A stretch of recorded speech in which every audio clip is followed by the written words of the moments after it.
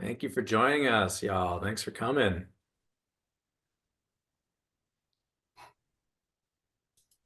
People are rolling in. As you come on in, we're just waiting a minute or two.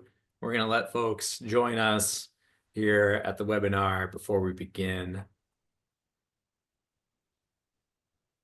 While you're coming in, why don't you introduce yourself in the chat for us all? Tell us where you're coming from and what the weather is like there. So here in Minneapolis, my name's Colin. It's sunny right now, which is great, but it is about 9 degrees Fahrenheit, I think.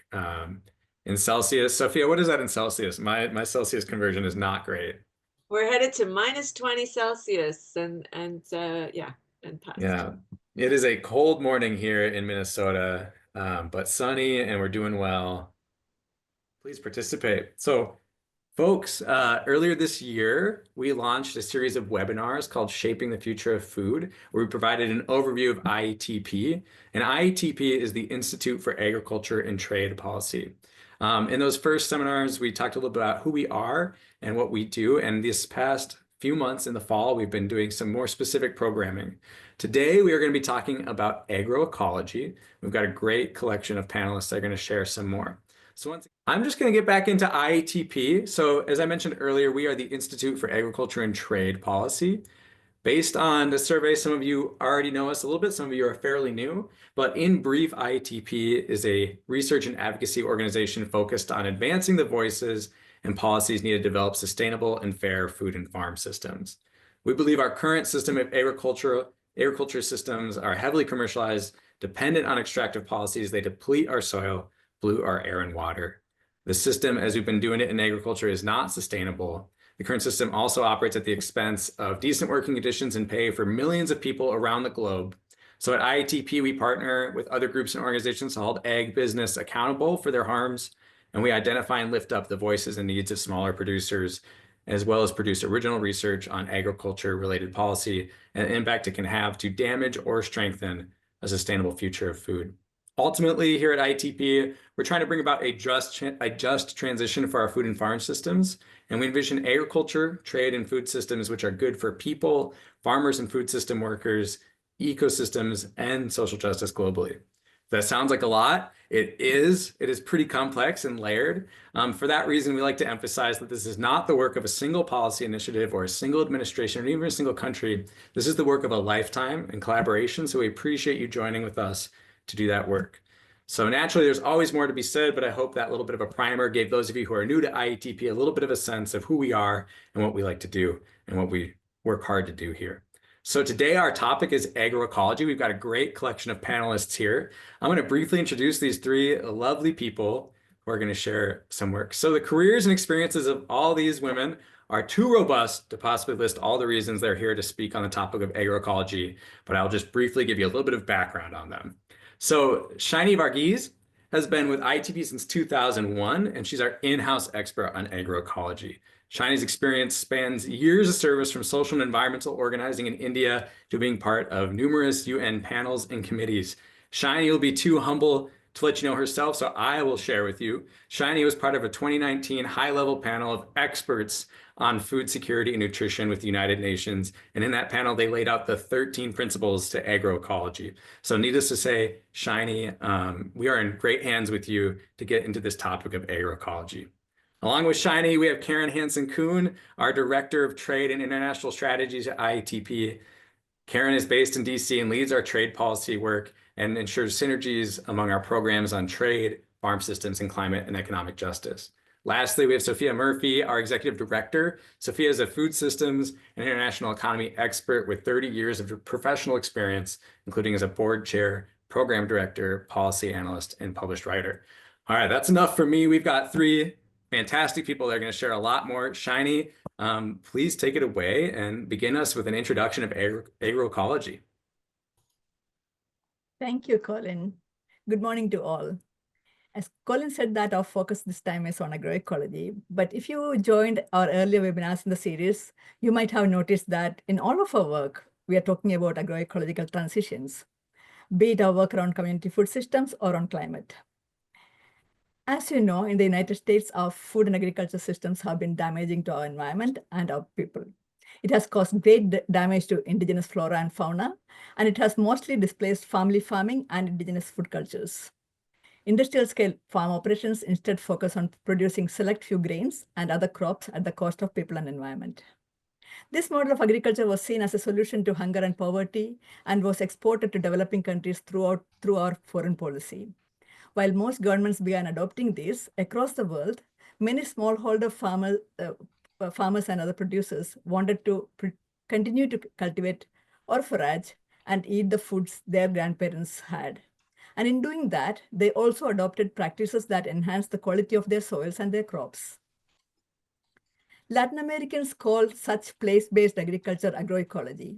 That was rooted in their food cultures and local ecology. In other parts of the world, farmers call it by a number of different names. Academics studying agriculture and food systems, many of them with deep knowledge of the ills of the industrial food systems, found that when farmers adopted agroecological practices, it helped them deal with a number of problems they had faced simultaneously.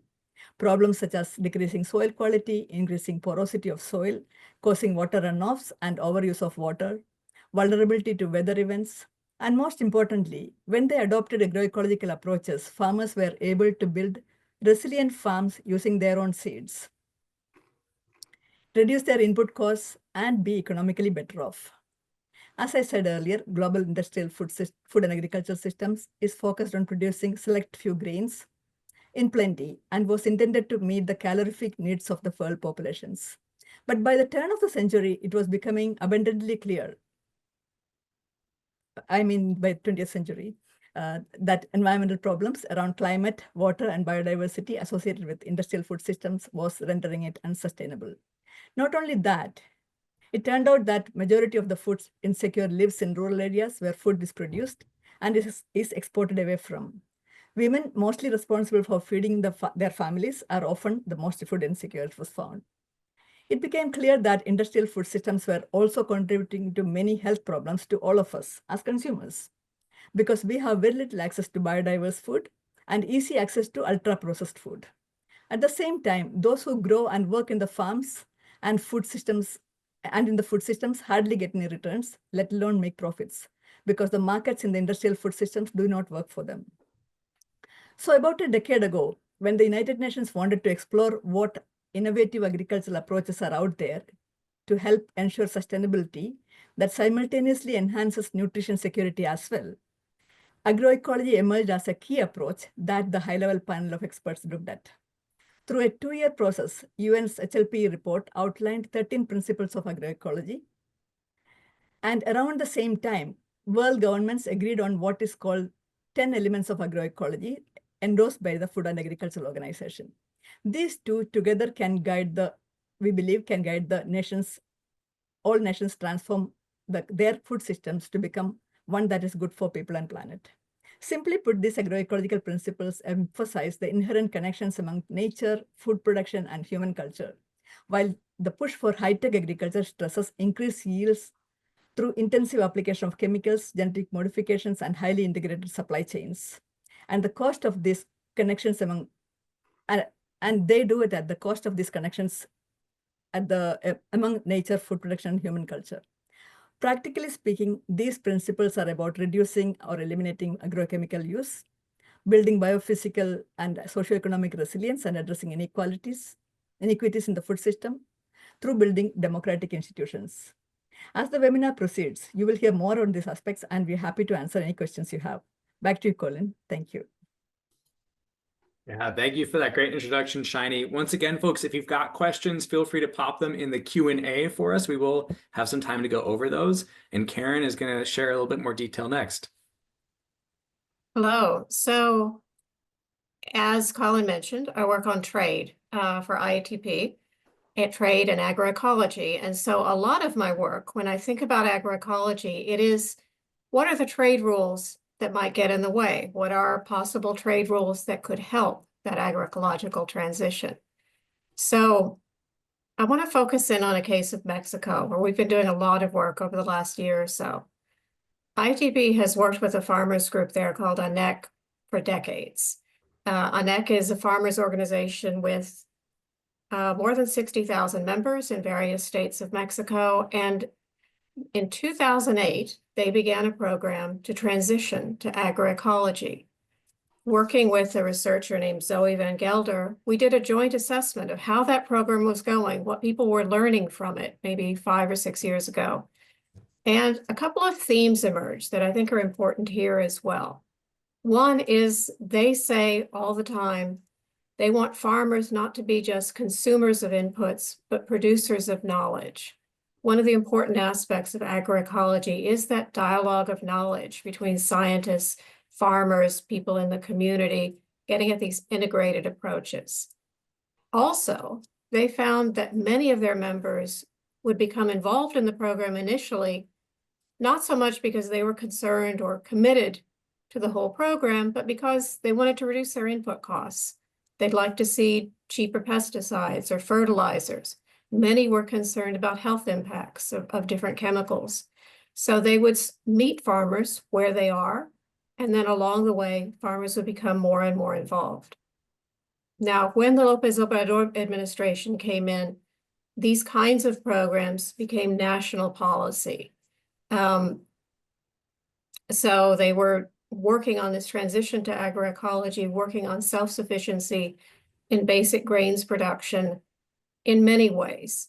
And one element of that program supporting it was there was a decree that was issued that said that would ban the use of GM white corn for human consumption. So things like tortillas and masa. It phased out the use of glyphosate or Roundup, and it announced the intention to become self-sufficient in corn production. It did not limit imports of GM corn for animal feed or industrial goods, but it started at this point with white corn production. Seems like a modest beginning, but it was an assertion of the importance of these policies. Well, the US, along with Canada as a third party, sued Mexico under the US-Mexico-Canada Agreement, USMCA. To be clear, US corn exports to Mexico have not decreased at all, but they are alleging this is harmful to US producers. And I think in many statements, they've been pretty clear that what they're really concerned about is that this kind of initiative, this kind of restriction could be taken up by other countries. So corn has dimensions way beyond just a physical commodity. In the US, we often think of corn as an input for animal feed, maybe for ethanol or different things. But Mexico is the birthplace of corn. They have dozens of native varieties of corn. It's critical to their cuisine, to their cultural identity. It has a deeper meaning, a broader meaning. And in fact, there's a whole campaign, Without Corn, No Country in Mexico. Mexicans generated 100,000 letters to the panelists in this trade dispute, asking them to take these issues into consideration. IATP, along with NGOs from Canada, Mexico, and others in the United States, decided to intervene in this process. We submitted technical comments on things like GMO safety, but also we focused on a new provision in USMCA that provides an exception to allow countries to honor their commitments to Indigenous people and biodiversity. If that means anything, it should mean something here. So we expect this decision, we entered this as formal submissions in the process. We have produced these materials in Spanish and English and shared information as much as possible about the process along the way. We expect that a final decision could come out anytime now. They're saying Saturday, which seems like a weird time to announce such a thing, but that's what's on the official timetable. So we're preparing for that. But again, this is, as I said, the trade agreement is important by itself, but to me, the thing that gives me energy on this is when I understand these connections, like how it makes sense in terms of defending what Mexico is trying to do with corn, in terms of thinking about how we might start to produce things differently in the United States. So I think it also helps us to understand more clearly what we're talking about with agroecology. We're talking about connections among farmers, scientists, policymakers, culture, and food. And in my work, when the trade rules get in the way, that's where I need to come in. Thanks.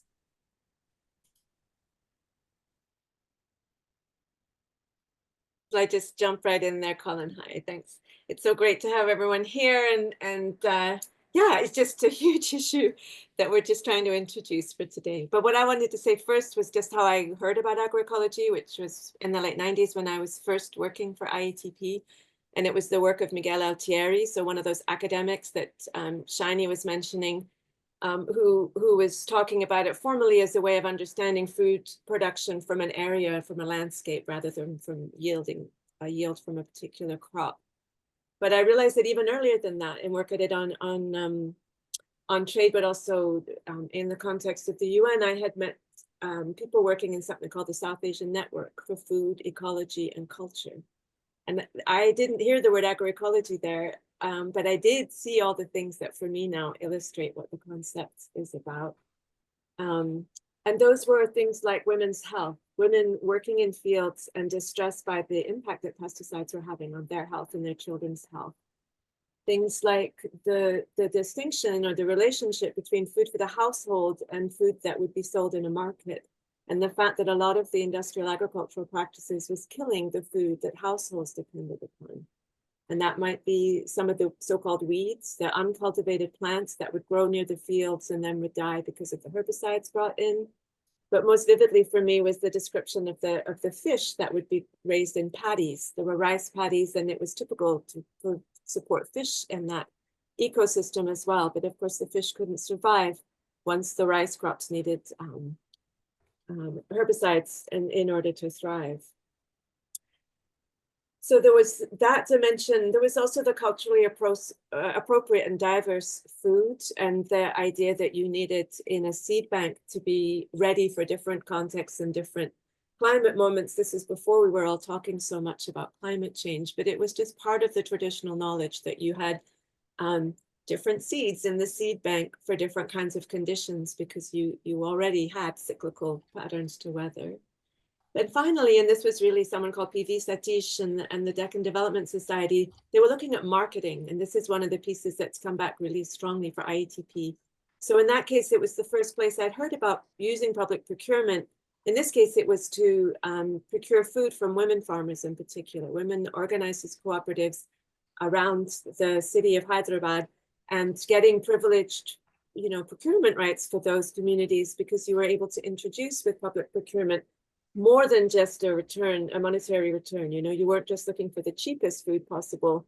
You wanted nutritious food for the kids. You wanted an economic stimulant for the economy around. And of course, lots of places have taken this up. Brazil is perhaps the most famous worldwide for using that public money. And that's been an important part of IATP, as you know, from previous seminars, if you don't know us otherwise. So we're very involved in Minnesota's use of public money to feed infants and children. So I think one of the things that's really crucial for us as a systems thinking organization is that agroecology is forcing you to think about the choices for food and agriculture in a context. And so it's not just what crop do you grow, but what are the inputs you will require? What is the landscape that you need to support it?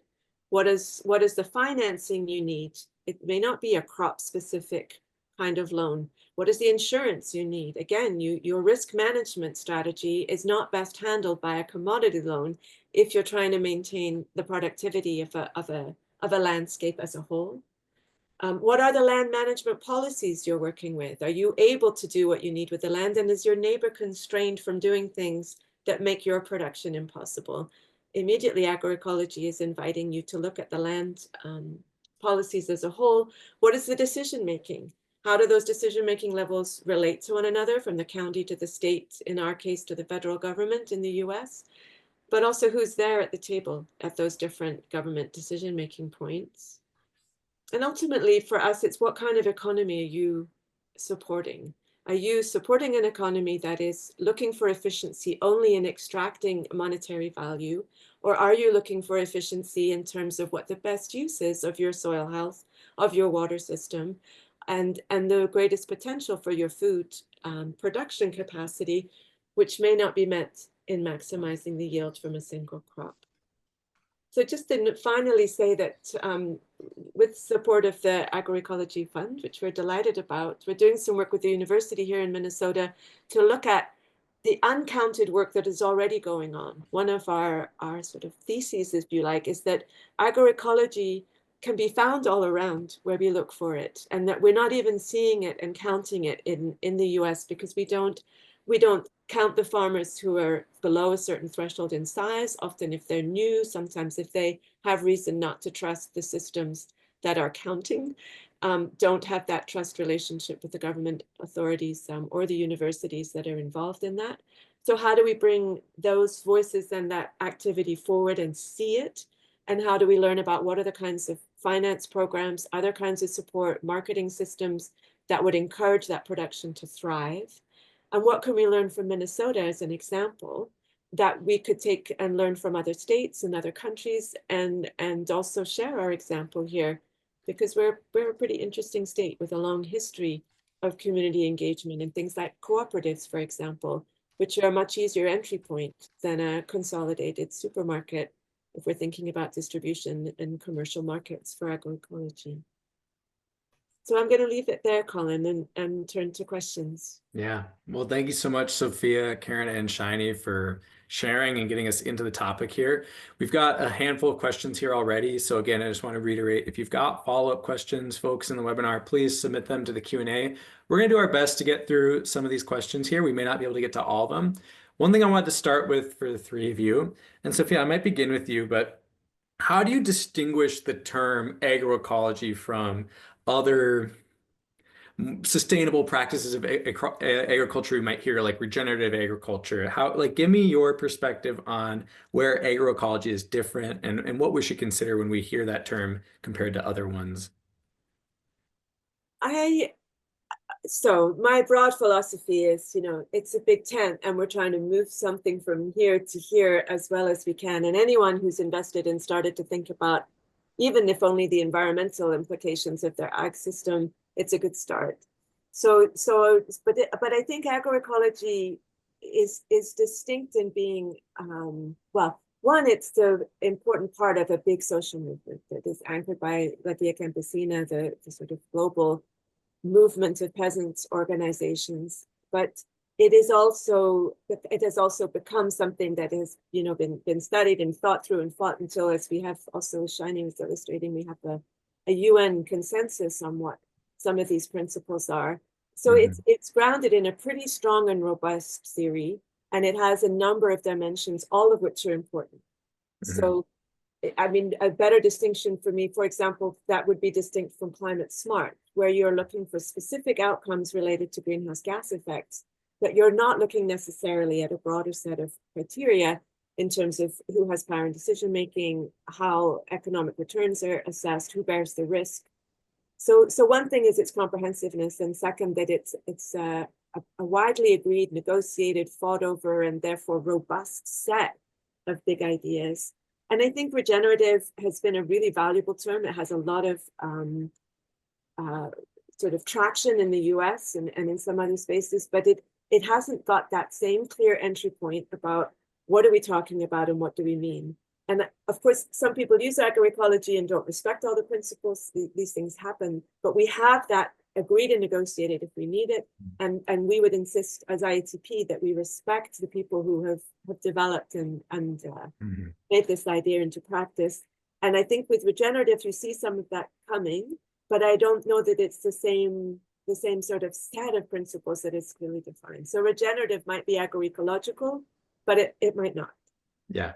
So we have these agreed upon ideas of what agroecology is, whereas some of these other terms are a little bit looser. They may also not have the social component that we've integrated into agroecology. So when we're talking about building this movement, we have a more defined piece that we can understand moving forward with agroecology.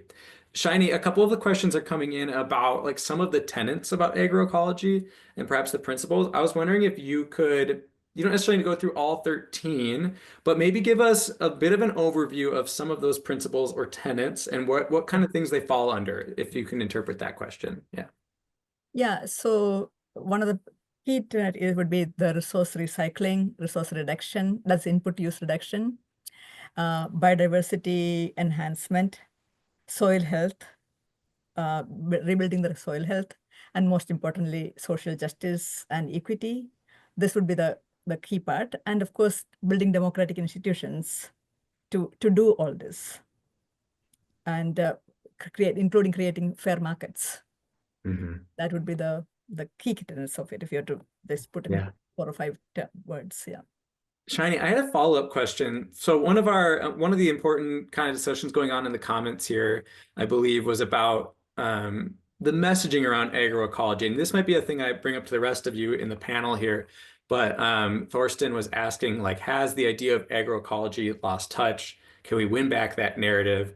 It seems like there's perhaps this disconnect between consumers even knowing about agroecology and understanding it and its value. So Sophia and Karen, I might ask you more specifically about the kind of national perspective of agroecology, but Shiney, I was curious if you can give us a bit of like the international perspective on agroecology and how is it being discussed from experts that represent different countries or come from different areas outside of the US, and how is that kind of message getting across?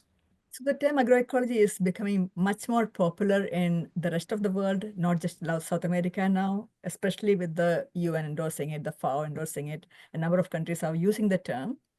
And most of them are using it in terms of, addressing the climate, biodiversity, water conservation, climate resilience. So simultaneously addressing this biophysical aspect, that is definitely gaining grounds in many countries. To a lesser extent, the equity and justice and building democratic institutions, and that is where the focus is more these days. And as far as consumers go, I don't think the term agroecology has really made inroads yet. They're still using the term organic agriculture. And in some sense, the terms like organic agriculture, regenerative agriculture, sustainable agriculture, natural farming, all these terms fall under the umbrella of agroecological transition, but not reaching to the full potential of 13 principles. So for example, organic agriculture does address some of the issues which we talk about in terms of reducing the chemical use of chemical fertilizers and GM crops, etc. But not necessarily that they address the issue of workers, workers being paid fair wages, for example. So to varying extent, consumers are becoming increasingly aware of the need for consuming responsibly. But of course, the question of affordability is an issue too. So it's really a kind of it's slowly progressing. We are still building the momentum both in policy and in practice on the ground. Yeah. And it is a work in progress. Yeah. Thanks, Shiney. Sophia and Karen, I'm kind of allow you to expand on that question, but I will just add myself, part of the reason we're doing this webinar, is to help expand the awareness of agroecology and what it is. I'll admit, before coming to IATP, I didn't know what agroecology was and what it meant. And so I appreciate the three of you sharing, and I'm glad we can be part of that movement. Sophia, do you have any comments about the term and how it's gaining traction here or maybe in your conversations with other experts domestically? I would say that it is less common and used here than as examples, like all of the Swiss development cooperation that goes for agriculture goes for agroecology. France claims that all of its agricultural spending domestically is informed by agroecology.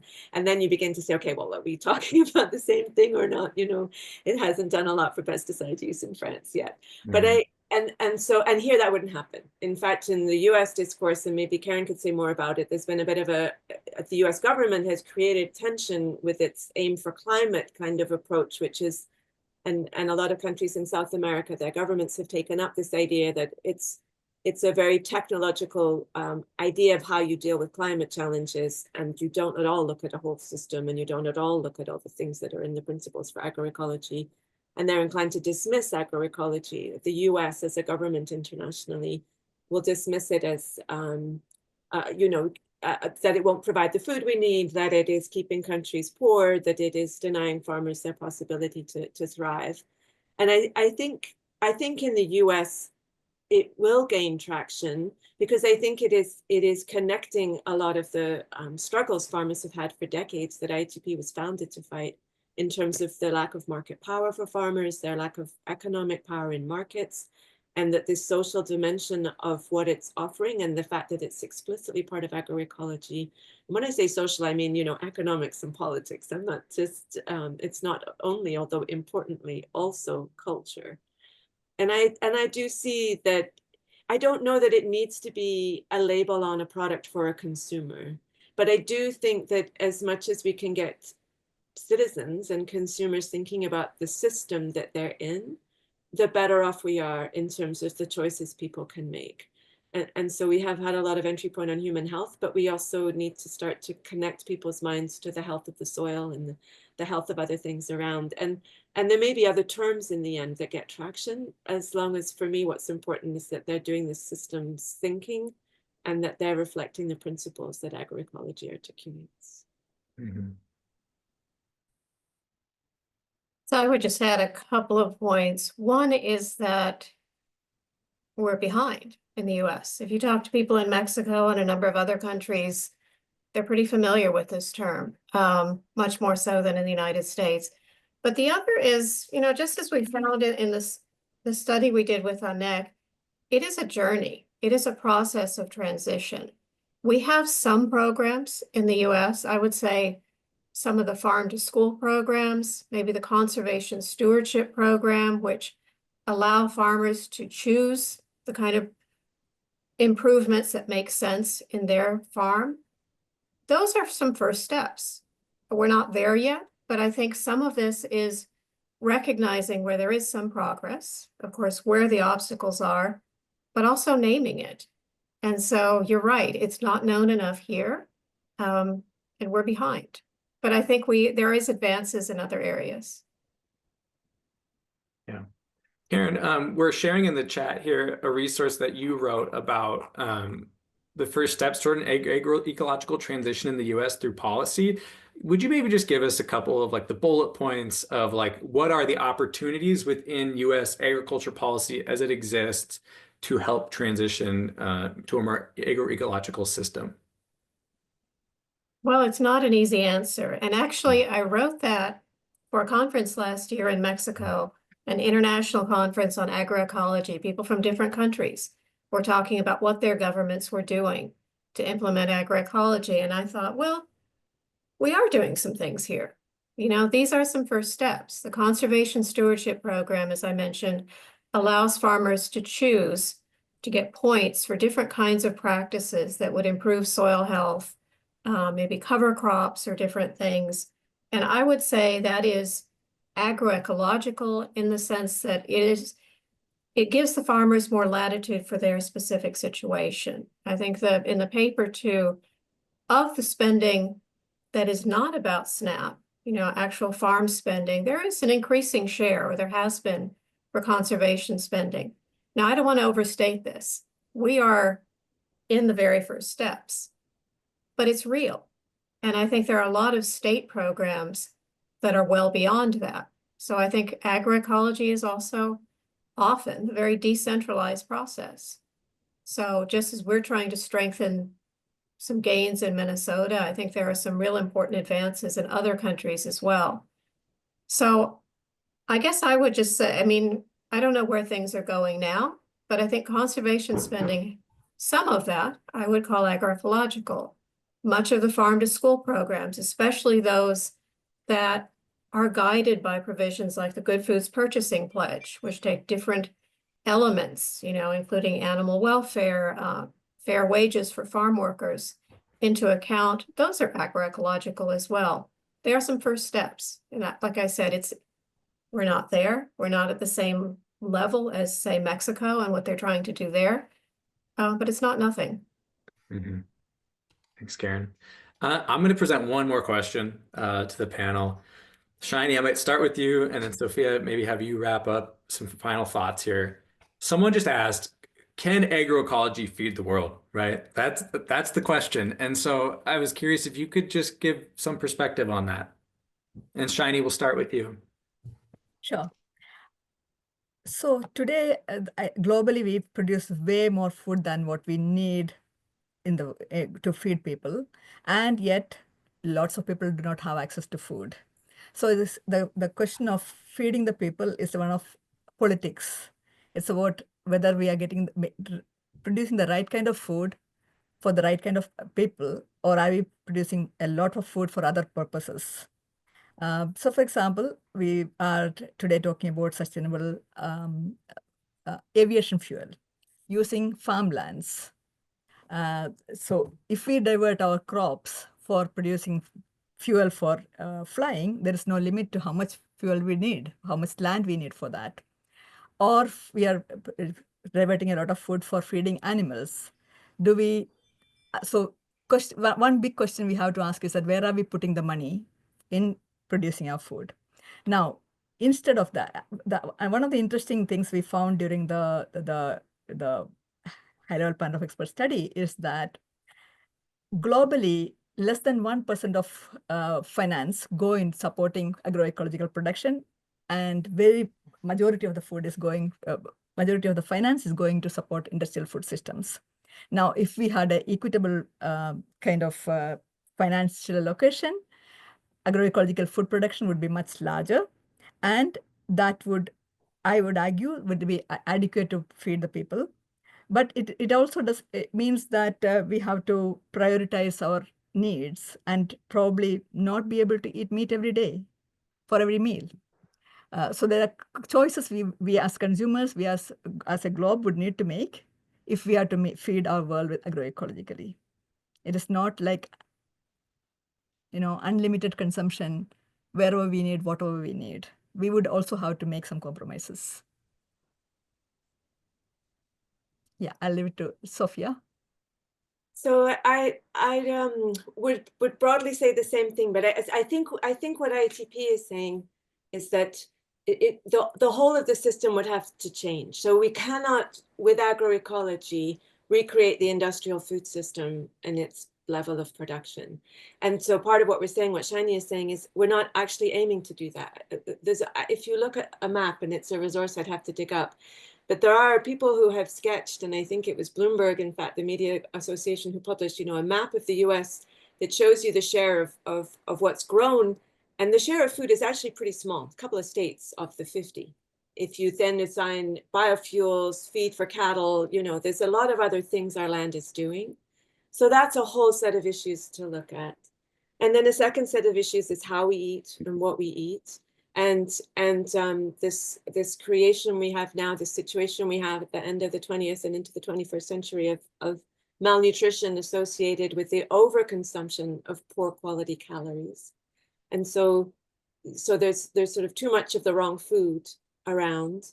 And so then there's big questions of purchasing power. There was a question in the chat about what's affordable. And of course, partly what's affordable is what you're paid.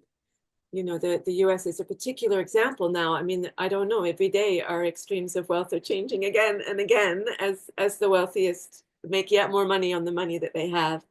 But even in a less extreme situation than the United States, because our wealth is so huge and our levels of poverty are so high as well. But even in less extreme situations, that purchasing power is dictating so much through a market. And we don't have, we would have to rethink some of that as well in relation to what food system we wanted and what we wanted to grow. Those are all signals that matter. So I think the answer is we have to pay attention to these questions of what we grow, where we grow it, who has access to it, what are the signals we're responding to. In that system, trade is certain to play a role. What will it be? We had questions about trade as well. And it's not like up to trade maybe to decide the production system, but it's certainly up to the trade rules to decide what is valued.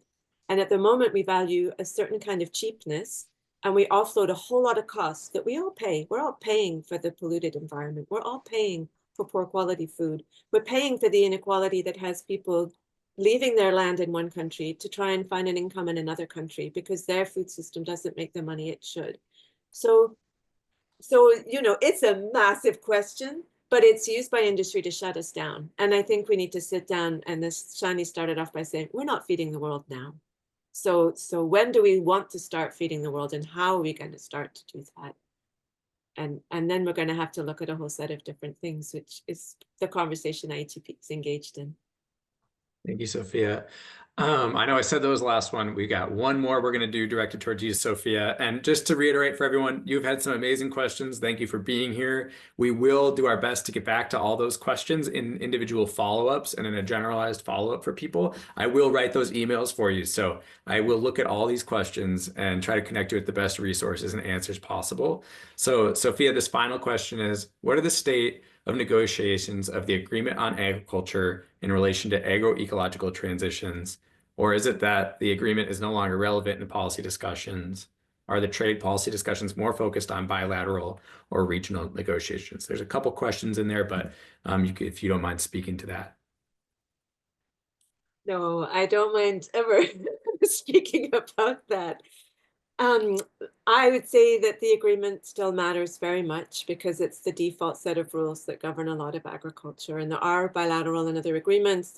Some of them involve agriculture as well. But for the most part, especially the part on how our production system here in one country is affecting the production system in another, and the consumption, the agreement remains relevant and deadlocked.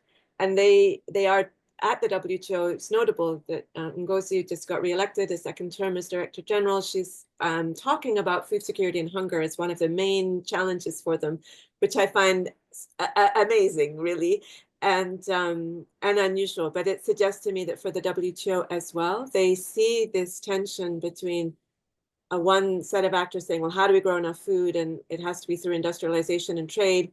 And another set of actors saying, how do we protect our food security? How can we even engage in international relations if we are not sovereign as to how we eat and what food we have? That conversation remains critical. And better rules, this is another project IATP is very actively engaged in. What can we think of as different and other ways to build that relationship, which, as you can imagine, I don't expect the current, or incoming rather, administration to be so preoccupied by. It's multilateral, it's about other countries, it's not a whole lot of things that are on their minds, but I think it's on the minds of a lot of countries internationally, and it's something that we'll need to resolve together. So I hope that it will be a center for action. Mm-hmm. Well, thank you so much, Sophia, Karen, and Shiney. This is really informative. Thank you to everyone in the chat and the webinar. Thank you for attending today. This is our final webinar for the year of 2024. Thank you once again for being here. The follow-up will be available. I'll get those to you in the next couple days. And we will have the recording available as well from the whole webinar series. So lastly, I just want to share in follow-up to all this, if you are interested in some more information, please go ahead and listen to our podcast, How to Fight a Factory Farm. Explore our website. There are dozens, if not hundreds of articles on all these things that you can certainly read more about and follow up with us with. If you have any questions, please feel free to connect with me via email when I do that follow-up. And thank you once again for being here. We are excited to bring back some form of this next year. So stay tuned and we will be in touch with those resources for you. So thank you all. Have a great end of 2024. Thank you again to Sophia, Karen, and Shiney, and take care.